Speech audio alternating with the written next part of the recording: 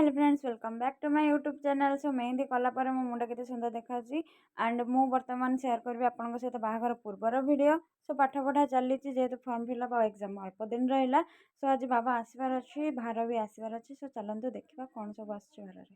सो बाबा आसी ये पहुँची जाइए, भार भी आसी एंड मामा ठिया कौन तार खावा चलती लुचे लुचेक। सो बाबा जेहेतु आज पहुँची जाइए तो भार कौन आसी चलते देखा।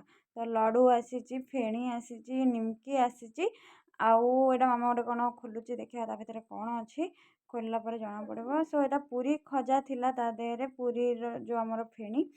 सो एटा हूँ जिगी डालू आपण पटे कौन कहती आपण मैंने मत जनइबे कमेंट रे। सो आउ सब मामा कौन मत खाया दियो किंतु तापर आसिक नड़िया भी गोटे पैकेट हो गला। सो तापर देखो गोटे गोटे लडू तो एटा लडू कहबी मु बाहुबली लडू कहबी जेहेतु गोटे गोटे 300 ग्राम थिला। सो मामा बाबा सब पैकिंग कर सारे जेहेतु पैकिंग कर आगे पेपर दे नथिले मामा ताको जबरदस्ती भर्ती करी पैकिंग करची। जेहेतु भर्ती है मामा ताको छुरी रे गेंजिकी खोड़ा करदेला निजे हसीदेला। सो तापर पैकिंग कला परे बाबा ताको अठा मारिकी सेटअप कर दउचंदी जेहेतु बस रे जीवु एंड आकु साइज रे वर्तमान पैकिंग हो गला। पैकिंग होला पर सब कन्फ्यूजन कोथरे को बैग रे को जिनस रहइबो।